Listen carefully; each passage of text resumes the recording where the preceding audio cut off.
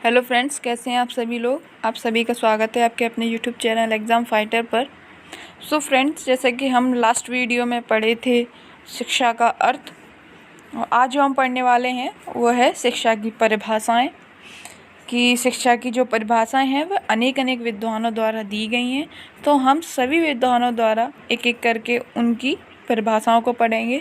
तो चलिए friends, time को बिल्कुल भी वेस्ट ना करते हुए क्लास को स्टार्ट करते हैं।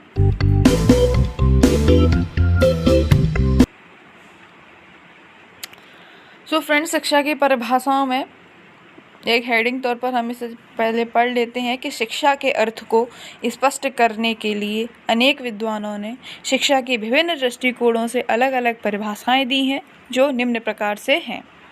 तो मैं आपको जो विद्वानों द्वारा जो परिभाषा दी गई है मैं उनको आप बताऊंगी, और इन परिभाषाओं को याद करने की क्या तरीका है वो चीज़ मैं आपको भी बताऊंगी, ठीक है। तो जो पहले विद्वान हैं उनका नाम है सुकरात महोदय। तो उन्होंने शिक्षा के प्रति अपने विचार रखे हैं कि शिक्षा का अर्थ है प्रत्येक मनुष्य के मस्तिष्क में अदृश्य रूप में विद्यमान संसार के सर्वमान्य विचारों को प्रकाश में लाना। यानी कि जो सुकरात महोदय हैं उन्होंने शिक्षा के अर्थ को बताया कि जो हर मनुष्य जो होते हैं उनके मस्तिष्क में अदृश्य रूप से विद्यमान संसार के सर्वमान, यानी कि उनके दिमाग में अदृश्य जो कि दिखाई नहीं देते विद्यमान संसार के सर्वमान विचार को प्रकाश में लाना। तो अब हम इसको याद किस तरीके से रखेंगे कि जो सुकरात हैं उन्होंने मस्तिष्क में अदृश्य रूप से विद्यमान संसार, यानी कि मस्तिष्क में अदृश्य रूप से विद्यमान संसार के सर्वमान विचारों की बात कही है। तो हमसे अगर क्वेश्चन में ये परिभाषा पूछी जाती है पेपर में, तो हम इसे एक ट्रिकी तौर पर, एक लॉजिक तौर पर इसको हम इस तरीके से याद रख सकते हैं कि मनुष्य के मस्तिष्क में अदृश्य रूप से जो सर्वमान विचारों की जो बात कही थी वो कही थी सुकरात ने। तो हम इसको एक लॉजिकली इससे तुरंत इसे याद कर सकते हैं। हम इसको इस तरीके से नहीं याद कर सकते कि अगर चाहें तो आप लोग ये सोचें कि हम इसे पूरा सभी विद्वानों द्वारा जो परिभाषाएं दी गई हैं उनको एक एक करके याद कर लें। ऐसा नहीं होता। ऐसा आप अभी याद कर सकते हैं पर आपको इस तरीके से नहीं कर सकते, क्योंकि ये सिर्फ शिक्षा की परिभाषाएं हैं। तो आप इसको ही क्या कहते हैं, इसको आप याद कर सकते हैं, इन सभी की आप लोग कर लेंगे। पर लेकिन क्या होगा, आगे जो चैप्टर्स जो आएंगे उनमें भी विद्वानों की परिभाषा होंगी। तो आप सभी विद्वानों की और सभी चैप्टर्स के अंदर जितनी भी परिभाषा दी गई हैं किसी भी टॉपिक से संबंधित, तो आप उसको याद नहीं कर सकते। तो हमें इसको याद करने का जो तरीका है वो हमें खुद अपने आप एक लॉजिकली रूप से बनाना पड़ेगा, उसे समझना पड़ेगा, तभी हम इसको याद रख पाएंगे। हम इसे इस तरीके से रट नहीं सकते, एक टोटली परिभाषा याद नहीं कर सकते, क्योंकि एक सब्जेक्ट नहीं होता हमारे पास, अनेक सब्जेक्ट होते हैं, और अनेक सब्जेक्ट में अनेक चैप्टर्स होते हैं, और चैप्टर्स में अनेक टॉपिक होते हैं। तो सब में सबसे संबंधित विभिन्न प्रकार की परिभाषाएं होती हैं। तो आप इसे याद नहीं कर सकते हैं। तो इसीलिए आपको लॉजिकली रूप से इसे याद करने का तरीका खुद बनाना पड़ेगा। तो मैं आपको एक हिंट दे के आपको बताती हूँ कि आप लोग इस तरीके से भी याद कर सकते हैं। अदरवाइज़ आप कुछ भी समझें तो आप अपने आप से भी याद कर सकते हैं। आपका अलग कोई तरीका होगा, आप उस तरीके से भी याद कीजिए। पर लेकिन मैं आपको एक हिंट के तौर पर मैं आपको समझा देती हूँ कि आप इस तरीके से भी याद कर सकते हैं। तो चलिए फ्रेंड्स, अब हम अपने टॉपिक पर चलते हैं। तो जो सेकंड जो हैं हमारे विद्वान, उनका नाम है स्वामी विवेकानंद। तो उनके अनुसार है कि मनुष्य की पूर्वनिहित पूर्णता को अभिव्यक्त करना ही शिक्षा है। तो ये बात स्वामी विवेकानंद ने कही। तो उसको याद हम किस तरीके से करेंगे कि मनुष्य की पूर्वनिहित पूर्णता, यानी कि पूर्वनिहित पूर्णता की बात किसने कही थी? स्वामी विवेकानंद जी ने। तो हम इसको इस तरीके से भी याद कर सकते हैं।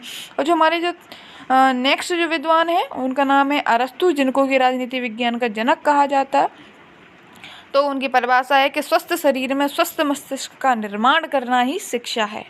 तो ये तो एक नॉर्मल सिंपल सी परिभाषा है। हम लोग आम भाषा में भी कहते हैं कि स्वस्थ मस्तिष्क में स्वस्थ शरीर में स्वस्थ मस्तिष्क का वास होता है, स्वस्थ विचारों का भी वास होता है। तो हम इसको इस तरीके से भी याद कर सकते हैं। अब हमारे जो नेक्स्ट है एडिशन महोदय ने कहा है कि जब शिक्षा मानव मस्तिष्क को प्रभावित करती है तब वह उसके प्रत्येक गुण और पूर्णता को बाहर लाकर व्यक्त करती है।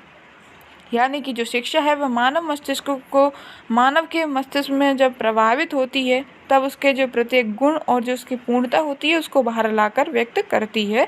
कौन? शिक्षा। तो ये बात किसने कही थी? एडिशन ने। तो इसको हम किस तरीके से याद कर सकते हैं, क्योंकि इन्होंने किस शब्द का यूज़ किया है? गुण और पूर्णता। तो हम इसे एक लॉजिकली याद कर सकते हैं। गुण और पूर्णता की बात कही थी किसने कही थी? एडिशन ने कही थी। अब हमारे जो नेक्स्ट है हर्बर्ट स्पेंसर, उनके अनुसार है कि शिक्षा से तात्पर्य अंतर्निहित और बाह्य जगत के मध्य समन्वय स्थापित करने से है। तो यानी इन्होंने जो शिक्षा का तात्पर्य बताया है कि जो अंदर और बाह्य जगत के जो बीच में जो संबंध स्थापित करना होता है वह है हमारी शिक्षा, जिसके ज़रिए हम करते हैं। तो इसको हम त्रिकी तौर पर याद कर सकते हैं कि इन्होंने अंतर्निहित और बाह्य जगत, यानी कि इन्होंने अंतर्निहित और बाह्य जगत इन दो शब्दों का प्रयोग किया है। यानी जो प्रयोग किया है तो वो किसकी परिभाषा है? हर्बर्ट स्पेंसर की। अब जो हमारे नेक्स्ट विद्वान है फ्रोवेल, तो उनके अनुसार है कि शिक्षा वह प्रक्रिया है जिसके द्वारा बालक की जन्मजात शक्तियाँ बाहर प्रकट होती हैं। तो इसको हम किस तरीके से याद कर सकते हैं कि बालक की जन्मजात शक्तियों की बात किस परिभाषा में की गई थी, किसके द्वारा की गई थी? वो है हमारे फ्रोवेल। इस तरीके से हम जो हमारे नेक्स्ट जो विद्वान है टैगोर, उनके अनुसार है कि शिक्षा वह है जो जीवन की संपूर्ण सत्ता के साथ संबंध स्थापित करने की शक्ति देती है। यानी कि हम इसको किस तरीके से याद रखेंगे कि उन्होंने संपूर्ण शब्द का प्रयोग किया है। तो हम इसको याद इस तरीके से कर सकते हैं कि संपूर्ण सत्ता शब्द का प्रयोग किस परिभाषा में किसके द्वारा किया गया था। तो हम इसे इस तरीके से याद कर सकते हैं कि हमारे जो संपूर्ण सत्ता का प्रयोग है वह टैगोर महोदय के द्वारा किया गया था।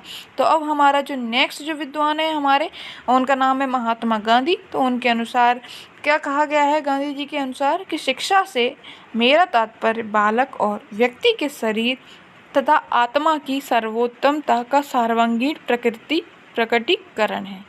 तो इसे हम किस तौर पर याद कर सकते हैं कि व्यक्ति के शरीर तथा आत्मा, यानी कि किस परिभाषा में आत्मा की बात कही गई थी, किस परिभाषा में आत्मा शब्द को लिया गया था और किसके द्वारा लिया गया था? तो हम इसको कह सकते हैं कि महात्मा गांधी जी के द्वारा लिया गया था। तो इसको हम इस तरीके से भी याद कर सकते हैं। अब जो हमारे नेक्स्ट विद्वान हैं कांट, उनके अनुसार है कि शिक्षा व्यक्ति की उस सब पूर्णता का विकास है जिसकी उसमें क्षमता है। तो इसको याद करने का जो तरीका है तो हम इसे कर सकते हैं कि पूर्णता का विकास करने की जो बात की गई थी वह कांट के अनुसार की गई थी। तो ये परिभाषा हमारी किनके अनुसार किसकी है? ये कांट की। तो ये हमारा एक तरीका है याद करने का। अब हम जो हमारा नेक्स्ट जो हमारे विद्वान है ब्राउन, तो उनके क्या विचार हैं? उनका कहना है कि शिक्षा चैतन्य रूप से नियंत्रित की गई प्रक्रिया है जिसके द्वारा व्यवहारों के संदर्भ में तथा समूह में व्यक्ति द्वारा परिवर्तन लाए जाते हैं। यानी कि जो ब्राउन है उन्होंने नियंत्रित करने यानी नियंत्रण की बात कही गई है। तो हम इसे याद करेंगे कि जो नियंत्रण की बात कही थी किसने कही थी? ब्राउन। तो हमारा आंसर होगा ब्राउन। और हमारे जो नेक्स्ट विद्वान है जेम्स, उनके अनुसार है कि शिक्षा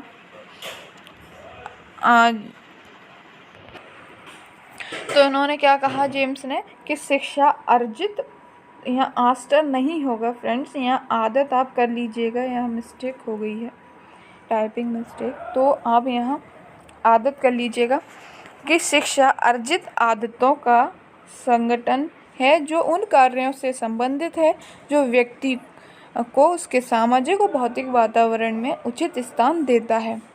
तो भौतिक वातावरण की बात किसमें कही गई है?